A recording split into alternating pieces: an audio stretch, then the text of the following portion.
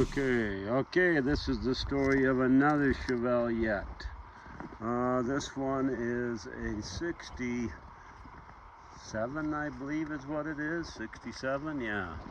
It's, let's call that kind of an abandoned project that's had a ton of work. New roof, new quarter panels, new rockers, been sitting for 10 years. It's back halved. It's got a, rusty roll cage.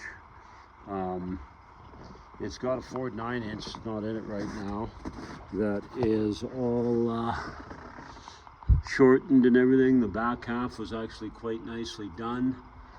But this car has now come my way, and I can't do all the Chevelles. So this one we're gonna have to probably find a new home for. So this has been about a 10-year project that's I think been abandoned now, and now we made a deal to purchase it for, let's just say we made a deal to purchase it, and it's now mine now. And so it's had a ton of work. New roof, new quarter panels, new rockers, not to mention the back half and the roll cage and all that stuff. There's a bunch of good parts that go with it. So later on, maybe I can come and open the trunk for you. Can't remember. Oh, there it is. Yeah, it's got big tubs in it that were nicely done. All back half, like I say, but full of surface rust now that needs to all be cleaned up. But it can be done.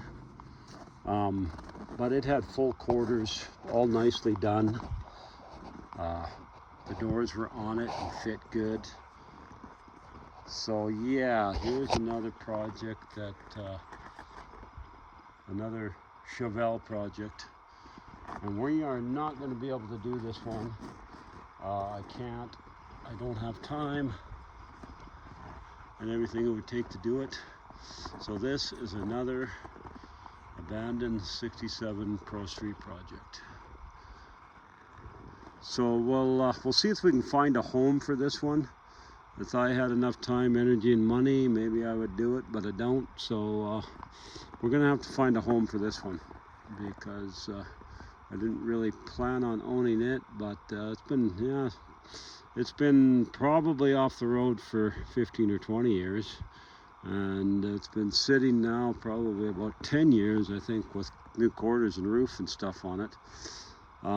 There's tubular A-arms for the front. There's actually a fairly nice Ford 9-inch for it with Curry axles, big rear axles for it. Ton of other parts for it in a box. I'll maybe walk over and show you that. Let's have a look. Okay, yeah, we just dug them out. So there's all the tubular A-arms for it. This box is full from one end to the other for it.